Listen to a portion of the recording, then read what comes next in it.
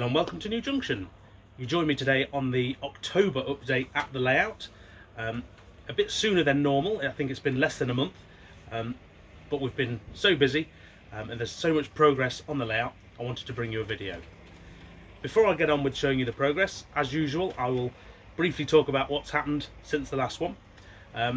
It's almost been sort of show season. It feels like every weekend I've been at a model railway show. Now, I do try and go to a few, but for some reason, the last sort of month has been every week, been up and down the country. Of course, for those of you who haven't seen it yet, I was asked to film the Hornby magazine show, the Great Electric Train Show in Milton Keynes, by Mike Wilde, the editor. And that video, I tried to go a bit more out of my comfort zone and actually interview people. So there will be a link in the description below, but it is the previous, I think, video. So I'd appreciate if you check it out and leave me your feedback. For those of you who are watching this video on the day it comes out, or the Saturday, we are actually going to a show, the Lincoln and District Model Railway Club's show, and it's the post-modernisation exhibition. I have to double check my list, and that's on tomorrow as I'm filming now, Saturday and Sunday. So that'd be good to see anyone who turns up to that. And then of course, the beginning of November, the 2nd and the 3rd, you've got the Modern Image O-Gauge exhibition up in Rosendale, so that'll be very nice to go and see. And there's new announcements from both Dapple and Helgen, so I'm really looking forward to that. Also, while the Great Electric Train Show was on, I was actually hosting Dave from Cottesmore. Now, he actually interviewed me in the loft.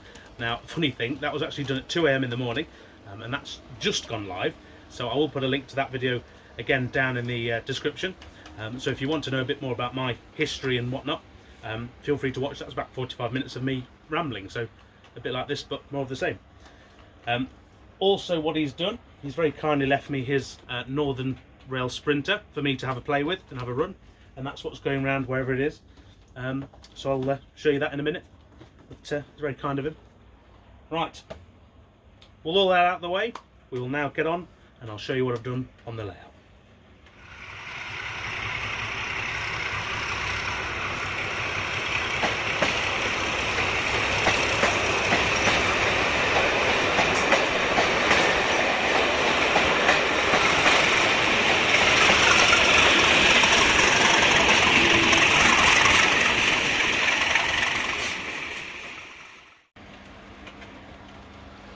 Right, so you join me on the main layout. Now, of course, the Scenic side, as you'd imagine, because all the work is on the station side or the underneath now, not much has been done at all. But I thought I'd give you a quick run through of what's running. Of course, we've got my lovely pink, or magenta as they keep telling me to call it, Class 66 with its container train. We've got my Class 37 with Network Rail train. Now, there's something slightly different with this one this time, and I'll show you that very shortly. And then, of course, I've got the lovely Lone 156, the new one by Hornby. So I was actually quite impressed with it, really. It's a good runner. And as you can see, there it goes. I'll bring you some more shots of that in a minute.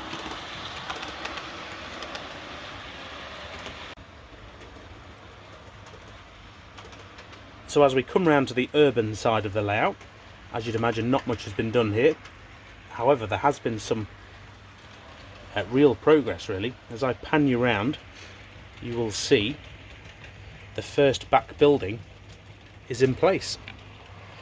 Now, this is a scratch-built Premier Inn, and this was made very kindly by Paul at Galgorm Hall, who has just premiered the first of a two-part series of how he did this.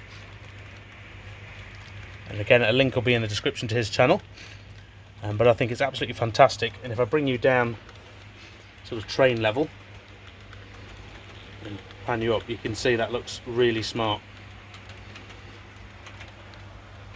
Now, a couple of weeks ago, I sent Paul an image of a Premier Inn I wanted him to sort of copy, and he's pretty much got the feel of it and done it. I'll throw a photo of what photo I sent him up now, and yeah, I think he's done wonders with it. But I'll be modifying this slightly, and I'll be bringing you a closer look at this later on.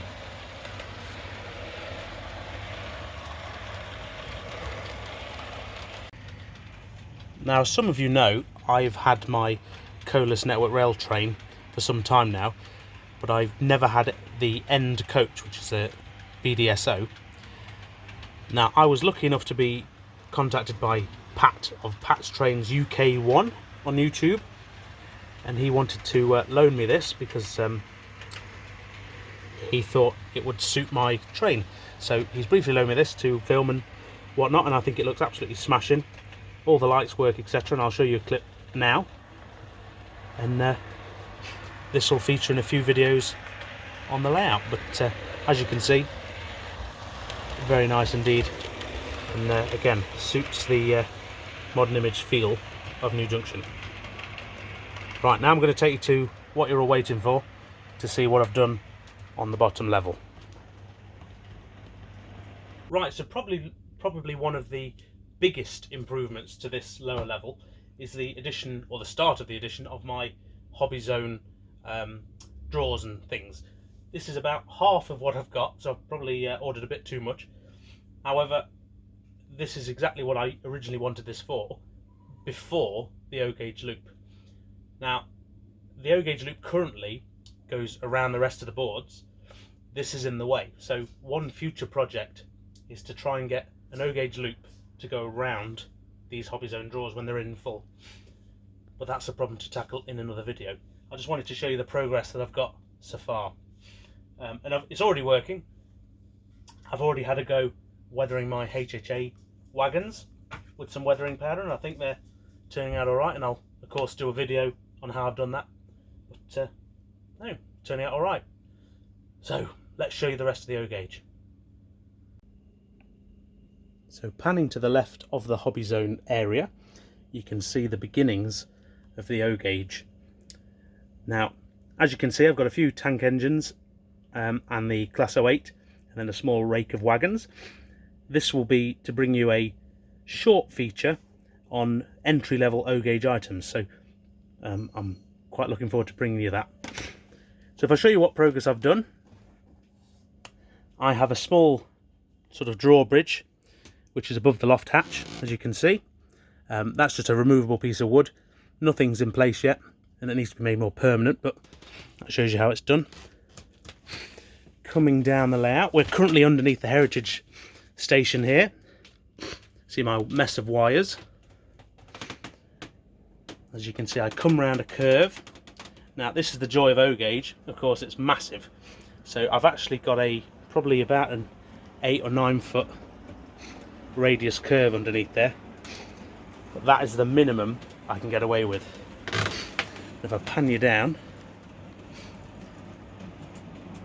got the pannier just coming round.